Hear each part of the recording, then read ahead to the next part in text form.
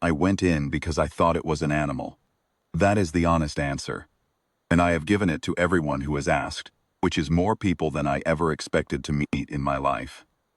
I went in because I was walking the service corridor at 4 in the morning, as I do every fourth morning, when the Vareth strain herd needs early monitoring, and I heard a sound through a closed door that I could not immediately place, high and thin and cycling. Not quite a bleat, not quite a keen.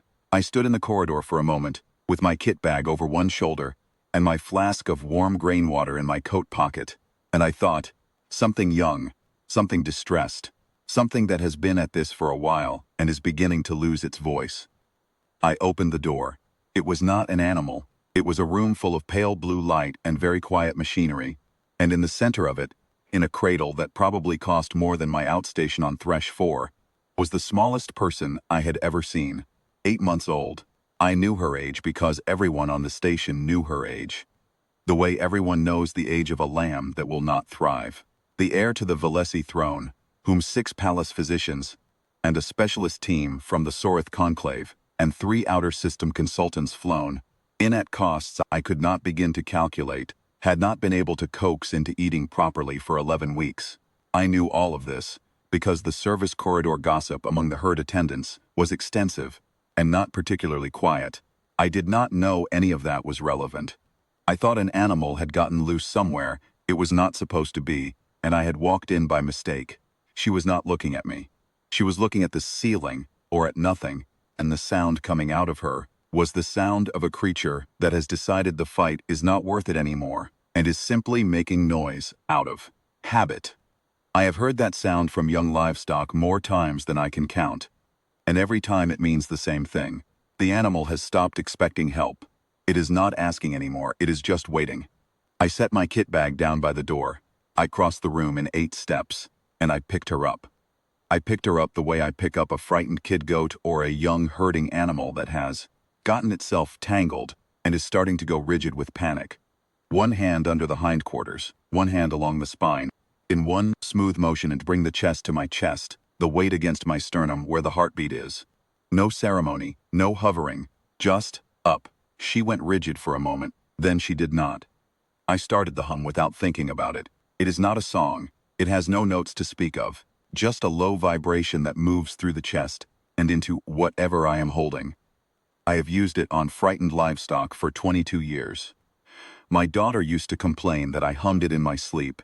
I do not know when I started doing it. It is simply what I do when something small and frightened is against my chest, and I need it to know that I am not going to drop it.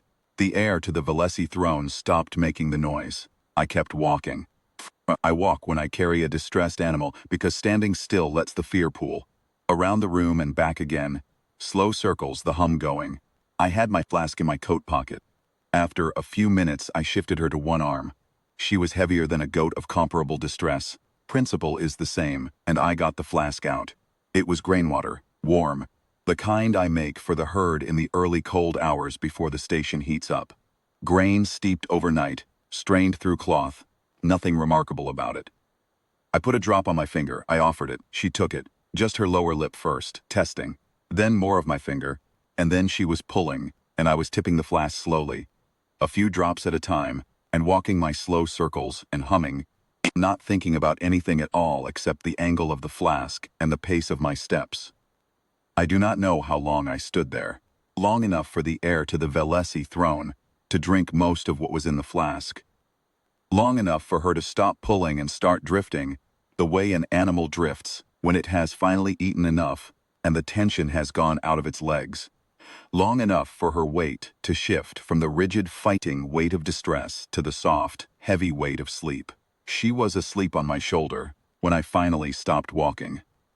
I stood there in the pale blue light and looked down at the top of her head, which was covered in fine dark hair, and I felt nothing dramatic, tired. Pleased in the mild way I am pleased when a difficult feed goes well. Ready to get back to the herd which still needed its 0400 check. That was when I heard the chair. It was very quiet, just the small scrape of something shifting its weight, and it came from the corner of the room that I had not looked at because I was busy. I looked at it now. A woman was sitting in a chair in the corner. She had her hands folded in her lap and she was watching me. And she had the look of someone who not slept in a long time and has stopped expecting to. I did not recognize her face immediately, because I had only seen it on official documents and once on a display screen in the station commissary, and in those contexts she was dressed in formal court regalia with the Velessi light crown above her temples. She was not wearing any of that now. She was wearing something plain and dark, and her hair was loose, and her eyes were red at the edges. Empress Regent Tashaval of the Velessi Reach, sitting in a chair in the corner of her daughter's room. At 4 in the morning, I stood there for a moment. Then I said, because it was the truest thing I could think of, I am sorry for coming in without asking. I heard her from the corridor and I thought there was an animal in here. The Empress Regent looked at me for a long moment.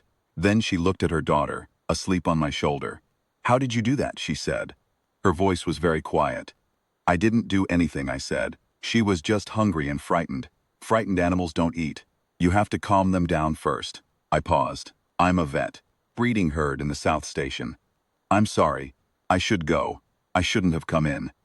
Don't wake her, the Empress Regent said. So I stood there, holding the air, and the room was quiet, and the Empress Regent looked at her daughter in a way I recognized because it is the way I have looked at my own daughter when she finally slept through something that had frightened us both. After a while, she said, "What is your name?" "Nara Vel," I said. "Animal physician. I'm here on a temporary livestock clearance, the Verith herd. The papers should come through in a few days." She nodded. That was all she said.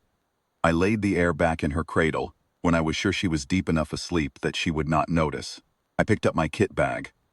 I left the way I came in, and I walked back to the herd station, and I did the 0400 check, and I did not tell anyone what had happened, because I did not think there was anything particular to tell. 3 days later, my clearance papers arrived. They came through the station's administrative office in the usual way, stamped and routine. I folded them into my coat. There was a second document underneath. It had no official header. It was not a title or an appointment. It was a single sheet in plain script, and it said that the bearer, Nara Vel, animal physician, was welcome to return to the station at any time and for any duration she found useful, and that quarters and access would be maintained for her indefinitely, and that this welcome was extended with the regards of the Velessi household. That was all it said. I read it twice. I put it in my coat beside the clearance papers. I picked up my kit bag and walked out to the landing pad, and I caught the outbound transport to Thresh 4, and I thought about my daughter, who was not frightened of anything, and who would make fun of me for crying on a transport if she ever found out. I still have the document.